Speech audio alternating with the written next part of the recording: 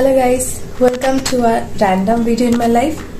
না sorry, random বলা যাবে না। আজকের ভিডিওটা একটু স্পেশাল, কারণ কি একটা মিডল ক্লাস ফ্যামিলি থেকে আমি প্রথমবার যে ফ্লাইটে এক্সপিরিয়েন্স করব, তো আমি ভাবলাম যে এটা একটা ভিডিও করে রাখা উচিত আমার, তো আমার মেমোরি হিসেবে থেকে যাবে। তো সেই কারণে আমি এটা ইউটিউবে শেয়ার করতে চলেছি। তো তোমরা আমার সাথে থাকো পুরো জার্নিটা দেখার জন্য। কোথায় যাচ্ছি, কেন যাচ্ছি, কী কারণে যাচ্ছি, এগুলো আমি পরে ডিটেলসে ভিডিওতে আপলোড করে দেবো। তো আজকে আমার জার্নি হতে চলেছে কলকাতা টু চেন্নাই এয়ারপোর্ট। তো আমি প্রথমে মেচেদা থেকে সাঁতরাগাছি স্টেশন যাওয়ার জন্য ট্রেনে উঠলাম, এবং ট্রেনটা এত লেট ছিল, প্রায় 5 ঘন্টা টাইম লাগিয়েছিল সাঁতরাগাছিতে। তো এখন আমি আছি শিয়ালদা স্টেশনের সামনে একটা লজে বাবার সাথে। তারপর 11টা নাগাদ আমরা রওনা দেবো নেতাজি সুভাষচন্দ্র বোস এয়ারপোর্টের উদ্দেশ্যে। রাত্রি 11টা নাগাদ উবার বুক করে আমরা রওনা দিই আমাদের গন্তব্যস্থল নেতাজি সুভাষচন্দ্র বোস এয়ারপোর্টে।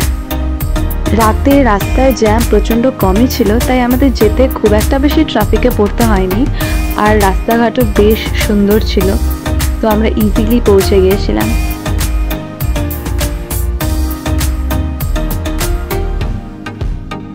অ্যান্ড আমরা পৌঁছে গিয়েছি নেতাজি সুভাষচন্দ্র বোস এয়ারপোর্টে।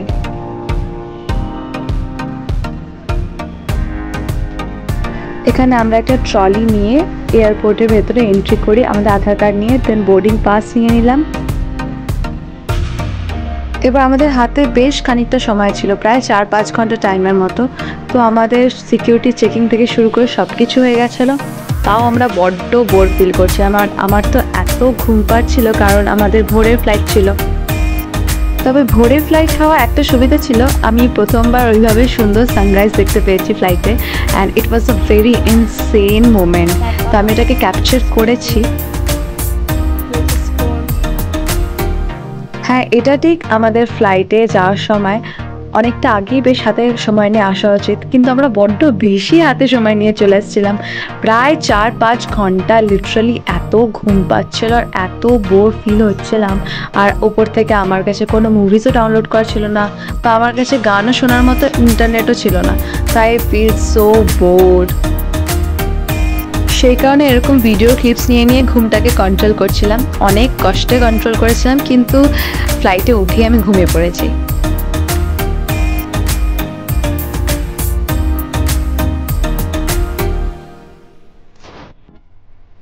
হ্যাঁ, বাস এবার দীর্ঘ 4-5 ঘন্টা ওয়েটিংয়ের পর আমরা এবার বাসে করে আমাদের বোর্ডিং হলো ফ্লাইটে।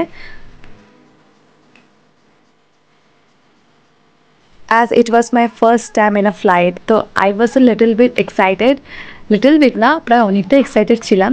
তো যাই হোক, the journey was so good. আমি তো বুঝতেই পারলাম না যে আমি কখন পৌঁছে গেছিলাম। তার কারণ হচ্ছে বেশ খানিকক্ষণ জানলা দিয়ে বাইরে ভিউটা দেখার পরে এমন ঘুম পেয়েছিল, আই কান্ট রেজিস্ট মাইসেলফ, আমি তো ঘুমিয়ে গিয়েছিলাম পুরো।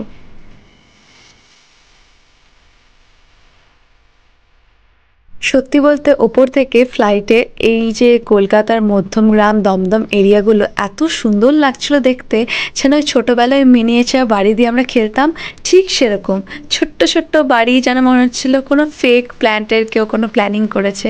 ইট was so pretty. Actually we are so lucky কি ভোরের ফ্লাইট হয়, আমরা খুব সুন্দরভাবে সানরাইজটা দেখতে পেরেছিলাম। আর উইন্ডো সিটটার যে জায়গাটা ছিল ওটা একদম ইস্টে ছিল, তো খুবই ভালো। আমার তো এই মেঘগুলো দেখে মনে হচ্ছিলো এই ডোরেমনে একটা এপিসোড ছিল না, যেখানটায় মেঘের ওপর ওরা রাজ্য তৈরি করেছিল, ঠিক সেরকম। এরপর একটা 2 ঘন্টার ন্যাপ নিয়ে আমি ঘুম থেকে উঠে দেখি ব্যাস আমরা চেন্নাই পৌঁছে গেছি।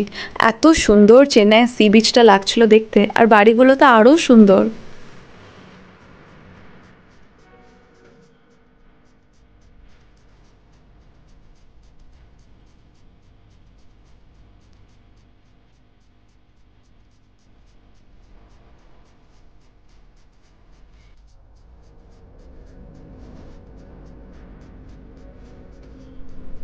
বাস এইভাবে আমরা পৌঁছে গিয়েছি Chennai.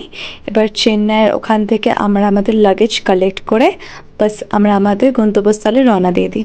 Thanks for watching the video.